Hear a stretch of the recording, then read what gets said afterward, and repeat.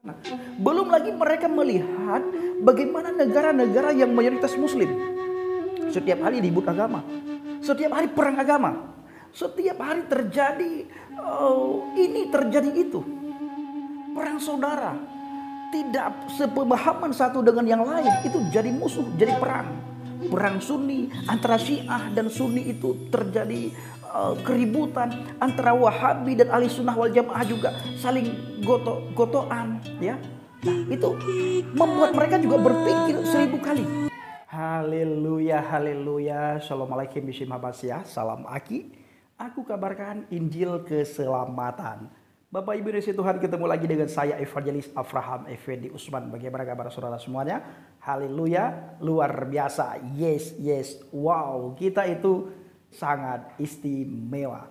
Bapak Ibu para pencinta channel Injil Habaget, ada satu hal yang ingin saya sampaikan kepada saudara semuanya, di mana kita mendengar dari para mu'alaf ataupun ustadz-ustadz tertentu, ya, khususnya ini ustadz mu'alaf. Mereka sering berkata, wow, heboh, gempar, trending topik, di mana banyak sekali orang di desa ini menjadi mu'alaf. Sering ya kita dengar Bapak Ibu. Bahkan mereka berkata di Amerika Serikat orang Kristen berbondong-bondong masuk Islam. Orang Kristen banyak sekali menjadi mu'alaf. Orang Kristen di Amerika, di Eropa, mereka mendapatkan hidayah daripada Allah Subhanahu wa Ta'ala. Nah, ini adalah informasi yang sering dibagikan oleh Ustadz Mu'alaf, terutama sekali Ustadz Nababan.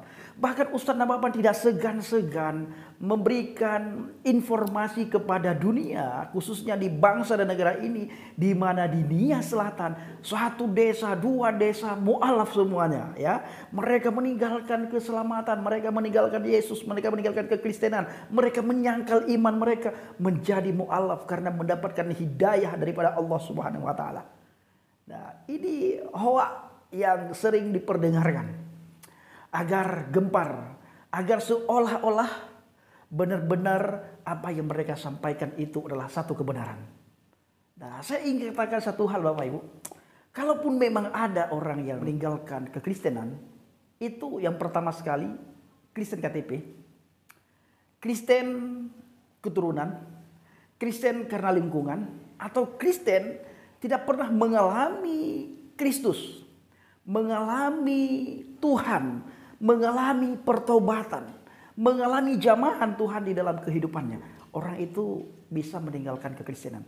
Ataupun dia meninggalkan kekristenan karena hal-hal duniawi. Pekerjaan seperti di Nias, di Mentawai, ya, banyak sekali pemuda-pemudi Kristen itu menjadi mu'alaf karena pekerjaan.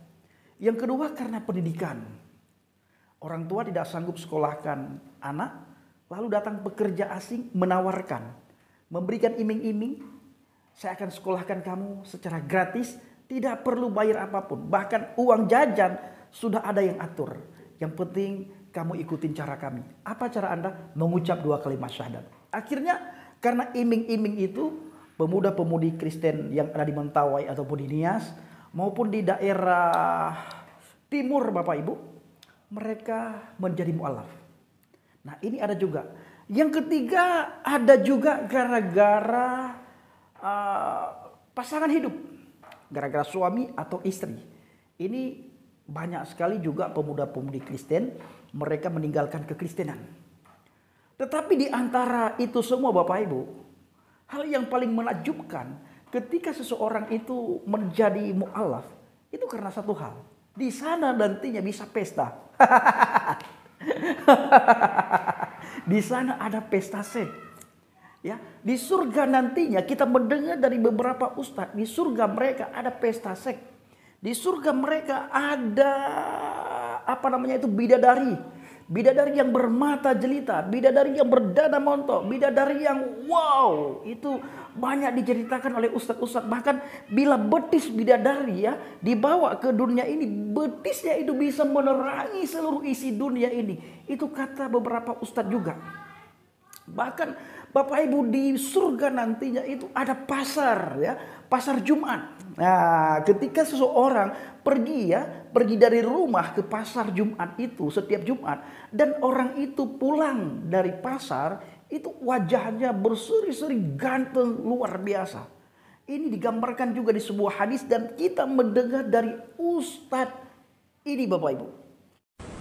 Di dalam sebagian hadis Nabi menyebutkan ada di antara penduduk syurga Allah berikan 70 bidadari. Betis mereka saking putihnya apabila ditampakkan ke dunia bisa menerangkan seluruh dunia yang gelap. Ada sebuah pasar yang didatangi oleh penduduk syurga di setiap hari Jumat. Setiap mereka pulang dari pasar, pulang ke rumah mereka menemui istri mereka, maka istrinya mereka menyatakan, kepadamu aku melihat wajahmu semakin tampan. Si suami juga berkata kepada istrinya, aku juga melihat dirimu semakin cantik setelah aku tinggalkan pergi ke pasar. Salah satu nikmat yang ada dalam surga adalah pesta seks. Nah, saudaraku bagaimana sudah lihat ya? Ada pesta seks. Di sana ada bidadari dan di sana itu ada pasar. Setiap hari Jumat bila orang pergi ke pasar itu pasar Jumat namanya. Ketika pulang dari pasar, orang itu ganteng, bercahaya, mukanya cerah, penuh sukacita. Pertanyaannya ada apa di pasar itu sehingga orang pulang dari pasar berseri-seri wajahnya, ya penuh dengan sukacita. Apa yang didapatkan di pasar dan apa yang dilihat di pasar itu? Nah, kalau ini pertanyaannya Bang Pedi, ya pokoknya beda lah pasar surga dengan pasar Kemis, pasar surga dengan pasar Rebo, pasar surga dengan pasar Minggu beda. Pulang kita dari pasar Rebo, pasar Kemis, pasar Minggu, itu Bang Pedi bukan wajah kita berseri-seri, bukan kita penuh sukacita, tetapi kita penuh dengan tekanan. Kenapa? Karena pulang dari sana uang menipis Bang Pedi. Ini misalnya, tetapi pulang dari pasar surga Jumat yang disampaikan oleh Ustadz tadi Bapak Ibu, itu wajahnya penuh sukacita, wajahnya berseri-seri. Pertanyaannya sekali lagi, ada apa di pasar itu? Nah, kembali lagi saudaraku, kita mendengar dari para mu'alaf, Ustadz mu'alaf. Di Amerika sana banyak sekali orang-orang Kristen yang sudah mu'alaf. Nah, kita juga tidak tahu video mana yang mereka ambil, di mana video mereka dapatkan sehingga orang Amerika ditujukan di video para mu'alaf itu mereka lagi sholat, ya. Mereka lagi sholat. Kita tidak tahu orang sholat di Arab Saudi mungkin ya dibilang di Amerika. Saya ingin katakan Bapak Ibu, di Amerika itu ya, orang ingin bebas hidupnya, ya.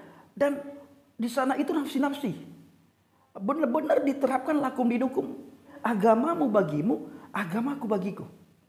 Benar-benar nafsi-nafsi di sana. Tidak ada urusan agama di sana. Makanya tidak ada hukum penistaan agama di Amerika Serikat. Sampai-sampai Bapak Saifuddin Ibrahim sampai hari ini Bapak Ibu tidak bisa ditangkap. Karena di sana tidak ada undang-undang terhadap hukum penistaan agama di Amerika Serikat. Orang tidak mau berurusan dengan agama di sana.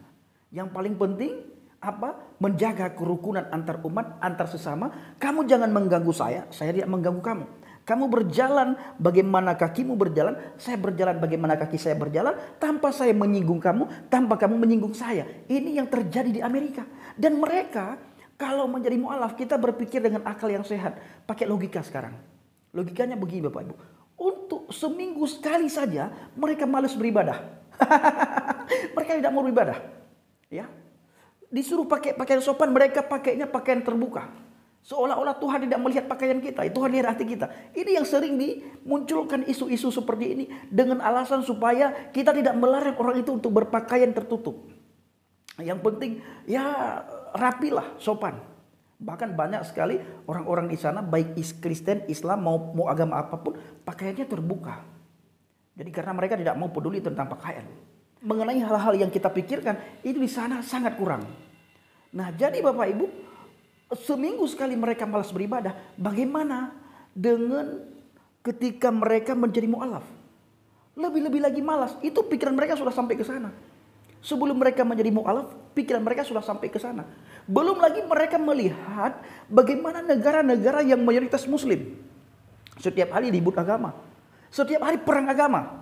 Setiap hari terjadi ini terjadi itu. Perang saudara. tidak sepemahaman satu dengan yang lain, itu jadi musuh, jadi perang. Perang Sunni, antara Syiah dan Sunni itu terjadi keributan, antara Wahabi dan Ahli Sunnah wal Jamaah juga saling goto-gotoan, ya.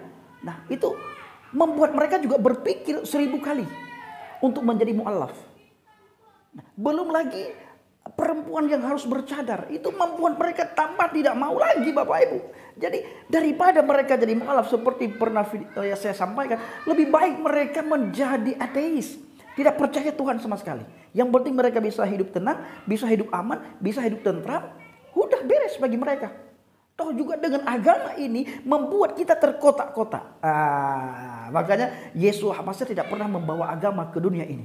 Yang dia bawa apa? Mari datanglah kepadaku wahai yang letih lesu dan berbeban berat, aku akan memberikan kelegaan kepadamu. Apa yang membuat kita letih? Apa yang membuat kita lesu?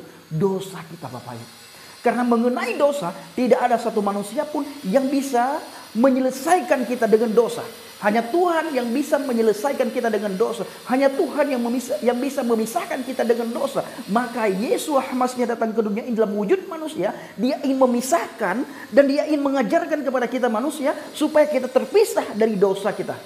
Ketika kita terpisah dari dosa kita, maka hidup kita aman, damai, tentram. Dan kita tidak akan gelisah, tidak akan takut, tidak akan khawatir mengenai kemana kita pergi setelah kita mengalami kematian nantinya. Kenapa? Karena hidup kita tidak lagi terikat dengan dosa. Hidup kita tidak lagi di dalam dosa. Hidup kita sudah ditebus, ya, sudah dipisahkan oleh Yesus Hamzah. Maka dia datang membawa pemisah, memisahkan kita dari dosa kita. Nah, bukan memisahkan kita dari neraka. Makanya Bapak Ibu, orang Kristen itu tidak perlu takut masuk neraka dan tidak perlu menantikan surga. Tidak perlu. Kenapa? Karena surga itu sudah benar-benar diberikan. Apalagi neraka, kita sudah tentu tidak masuk ke sana. Jadi dua hal ini tidak perlu kita bikin heboh. Kenapa? Sudah diberikan kepada kita. Masa di dunia ini kita percaya kepadanya, kita melakukan kehendak Bapa dan kita sudah dimasukkan ke surga. Sudah tentu masuk surga. Kenapa? Kita tidak lagi diperhamba dengan dosa. Tidak lagi diperbudak dengan dosa. Kita tahu bagaimana hukum yang pertama, yaitu mengasihi Tuhan, Yahweh Tuhanmu dengan segenap hatimu, dengan segenap akal budimu, dengan segenap jiwamu, dan kasihilah sesamamu manusia sebagaimana engkau mengasihi dirimu sendiri. Bila dua hal ini kita lakukan, selamatlah kita dunia dan akhirat, Bapak Ibu. Ya, kunci selamat dunia dan akhirat adalah dua. Kasihilah Yahweh Tuhanmu dengan segenap hatimu, dengan segenap jiwamu, dengan segenap akal budimu. Dan kasihilah sama manusia sebagaimana engkau mengasihi dirimu sendiri.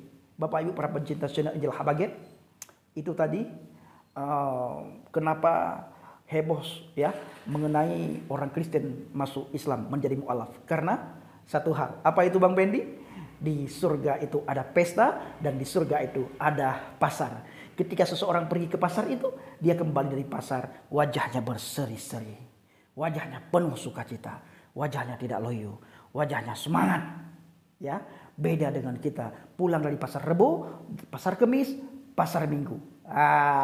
Dompet kita tipis. Apalagi pulang dari Tanah Abang. Saudaraku para pencinta channel Injil Habaget, inilah video singkat dari saya. Berdoa buat saudara semuanya agar selalu dalam lindungan Tuhan, dijauhkan dari segala mara bahaya, celaka, maut, musibah, sakit, penyakit, virus yang lagi melanda bangsa dan negara kita. Virus apapun itu, jauhkan dari saudara semuanya, dan dimanapun saudara pergi, dimanapun saudara berada, proteksi Tuhan sempurna. Baik, dan saya juga mengucapkan terima kasih kepada saudara yang sudah membantu pelayanan Habaget, ya. Terima kasih banyak saya ucapkan kepada saudara, baik yang mendoakan, yang mensupport, bahkan yang mendukung secara dana. Terima kasih. Shalom alaikum bishim Hamasiah. Salam aki. Aku kabarkan Injil keselamatan. Bapa Yahweh bishim Adonai Yesus Hamasiah Ruach Kudus memberkati kita semua. Haleluya. Amin. Salam murtadin dan salam toleransi.